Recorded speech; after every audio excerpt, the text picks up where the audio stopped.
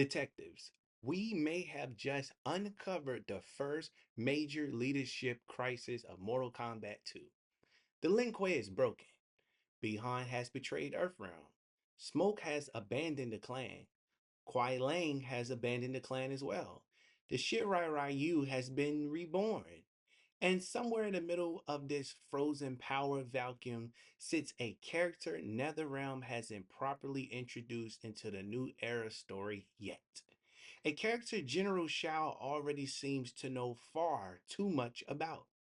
Today, we're investigating why Frost may be one of the most important missing pieces of Mortal Kombat 2, and why Ed Boon may have already revealed her role through a single suspicious dialogue exchange.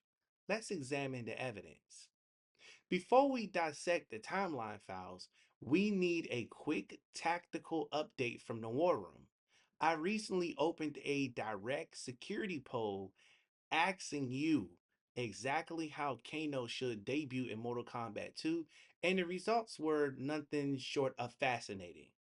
A dominant 56% of you officially backed our active investigation theory that Kano will enter the story as a special forces traitor operating inside Earthrealm.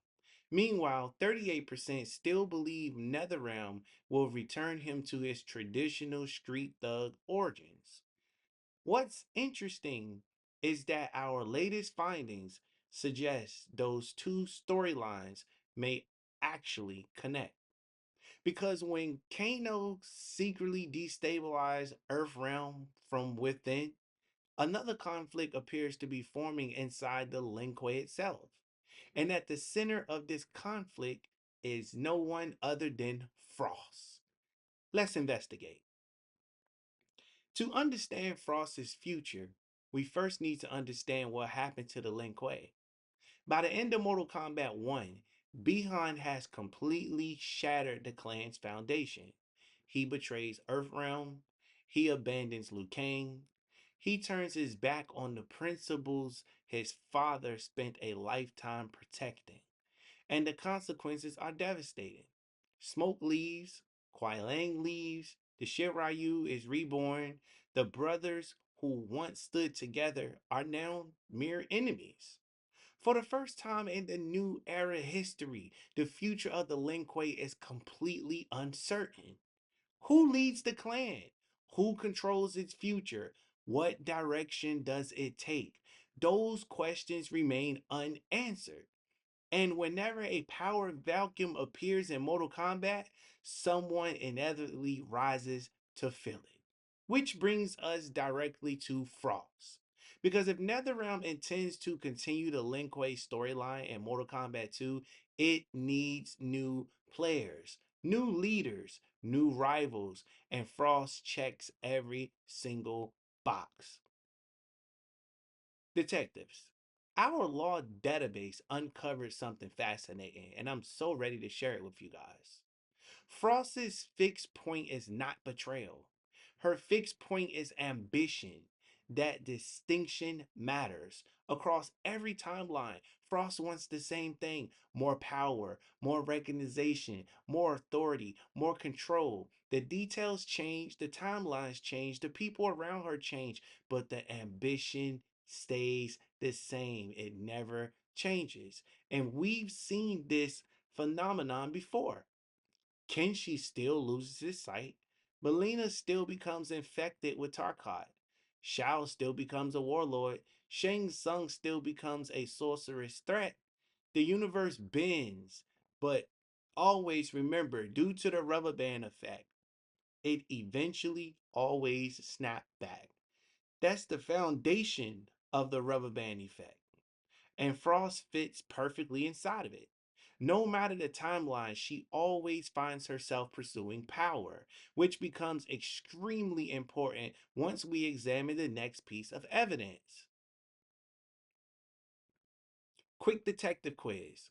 Log your answer below before we continue. Now, here's the question. In the previous timeline, who promised Frost leadership of the Lin Kuei in exchange for her betrayal? Drop your answer in the comments right now. We'll see who's actually paying attention to the evidence because the next clue completely changes this investigation. Detectives. This is where the case becomes suspicious because somehow General Shao already knows about Frost's ambitions, and that should immediately raise questions. Remember who General Shao is. Remember who General Shao is, I should say. This is not a random soldier. This is the man currently planning a civil war, recruiting allies, building an army, preparing to challenge Outworld's throne. So why is he paying attention to a young cryomancer inside of Earthrealm? Don't believe me? Here's the clip. You have met my new initiate. Be cautious. She means to eclipse you. Now let's break down what just happened. Notice what Shao didn't say. Notice what he does not say. He doesn't question Frost's strength. He doesn't question Frost's cryomancy. He doesn't question her combat ability. He questions her loyalty. This is incredibly specific, and it suggests something important. General Shao understands Frost's ambitions. The question is why? Why would an Outworld general know enough about Frost to distrust her? Why is she on his radar? And perhaps most importantly, why would NetherRealm include this dialogue at all if Frost wasn't important to the future story? This feels less like random character banter and more like narrative setup. Like the writers are quietly placing Frost onto the board before the next major conflict even begins. The deeper we investigate this case, the clearer the future conflicts become. This isn't Frost versus Behan. It's Frost versus Sektor. Because Sektor currently represents the future Behan wants. Technology, cybernization, control, evolution through machinery. But Frost represents something entirely different. The natural cryomancy, raw power, heritage, tradition, the old Lin Kuei. If both characters return in Mortal Kombat 2, the real battle may not be over who serves the Lin Kuei. It may be over what the Lin Kuei becomes. A technological military empire or a traditional warrior clan. That's a conflict with real story potential. And it would immediately give Frost a purpose beyond simply returning to the roster. Our investigation has also identified three possible futures for Frost. Future number one, Frost remains loyal to Behan. She becomes one of the primary faces of the new Lin Kuei. Future number two, Frost changes Sektor's influence. I mean, not necessarily through direct combat, but through ideology, through leadership, through ambition. Future number three, Frost rejects both sides and she just attempts to build her own path to power. The interesting thing is that all three futures lead to the same destination. What did we talk about earlier? Ambition. No matter which path NetherRealm chooses, Frost's core character remains intact. And that's exactly why the rubber band theory predicts. Now, let's connect this case file to a larger investigation. Kano appears positioned to destabilize Earthrealm from within. I told you guys that and showed you guys that in my Kano video. General Shao is preparing a civil war in Outworld. We went over that as well. Countess Jade appears to be operating in the shadows for now.